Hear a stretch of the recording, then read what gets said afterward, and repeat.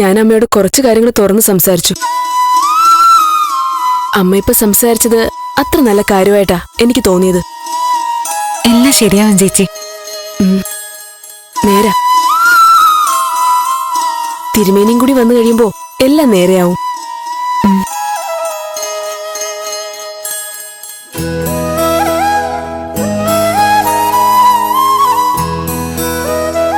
പ്രഭയിലെ ഈ മാറ്റം മറ്റുള്ളവരെ സന്തോഷിപ്പിക്കുന്നുണ്ട്. പക്ഷേ എനിക്കെന്തോ പേടി തോന്നുന്നു. ഈശ്വരനെ തേടലും ജാതകം നോക്കലും എന്തെങ്കിലും പ്ലാൻ ചെയ്യുന്നുണ്ടാവുമോ?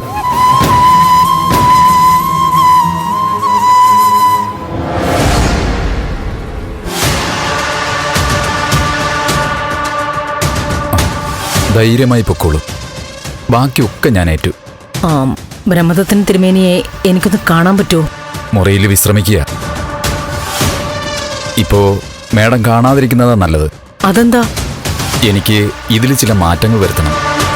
പിന്നെ സംസാരിക്കുന്നത് വീട്ടിൽ വെച്ചാവുമ്പോ എല്ലാവർക്കും വിശ്വാസമാവുമല്ലോ. അത് നേരാ. അങ്ങനെ മതി. പൂജയ്ക്കുള്ള സാധനങ്ങളൊക്കെ വാങ്ങിയല്ലോ അല്ലേ? എല്ലാം തയ്യാറാ. കൃത്യസമയത്ത് തന്നെ ബ്രഹ്മദത്തൻ തിരുമേനി വീട്ടിലെത്തും. ശരി.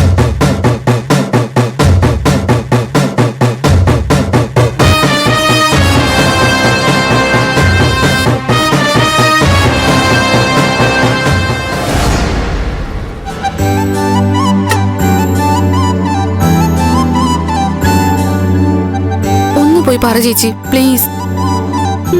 നിന്റെ അല്ലേ ആഗ്രഹം? നീ തന്നെ പോയി പറഞ്ഞാ മതി. ഞാൻ പറഞ്ഞാലൊന്നും മുരളിയേട്ടൻ കേക്കില്ല. അതുകൊണ്ടല്ലേ. എനിക്ക് താല്പര്യമില്ലാത്ത സംഗതിയായോണ്ട് ഞാൻ പറയുന്നില്ല.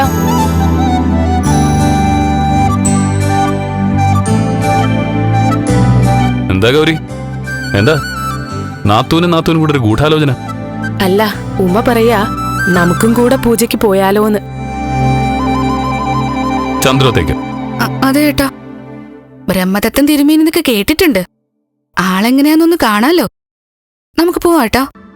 അത് വേണ്ട മോളെ. പ്ലീസ് ഏട്ടാ, ഒരു രസമല്ലേ. ദേവിക ചേച്ചിക്ക് ഒന്ന് കാണുകയും ചെയ്യാം. വേണ്ടാന്ന് പറഞ്ഞില്ലേ?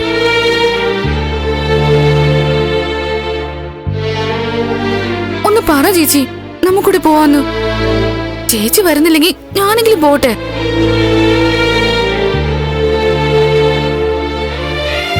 എന്നാ പിന്നെ ഉമ്മയൊന്ന് കൊണ്ടുപോയിക്കൂടെ മുരളിയേട്ടാ? അത് വേണ്ട ഗൗരി, അത് ശരിയാവില്ല. ഒന്നാമത് അവിടെ നടക്കുന്ന ഒരു പൂജയൊന്നുമല്ല. ബ്രഹ്മദത്തൻ തിരുമേനി എല്ലാവരുടെയും ജാതകമൊക്കെ ഒന്ന് പരിശോധിക്കും.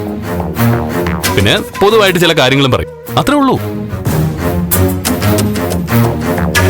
സിദ്ധു അങ്കിളിന്റെ അപകടം, ആന്റി ആശുപത്രിയിലായത്, അങ്ങനെ കുറെ പ്രശ്നങ്ങളുണ്ടല്ലോ. അതിന്റെയൊക്കെ കാര്യങ്ങൾ നോക്കാനാ തിരുമേനി ആന്റി വിളിപ്പിച്ചിരിക്കുന്നത്. അപ്പോ അങ്ങനെയുള്ളൊരു വിഷയം ആയതുകൊണ്ട് മറ്റുള്ളവർ ചെന്ന അവർക്കും ഒരു പ്രയാസമായി തോന്നും. അതുകൊണ്ട് നമുക്ക് പോണ്ട. നന്ദനെ വെറുതെ ബുദ്ധിമുട്ടിക്കണ്ട. കേട്ടില്ല മോളെ? നമുക്ക് ഇനിയൊരു ദിവസം ചന്ദ്രത്തേക്ക് പോവാം. ശരി, അങ്ങനെയെങ്കിൽ അങ്ങനെ.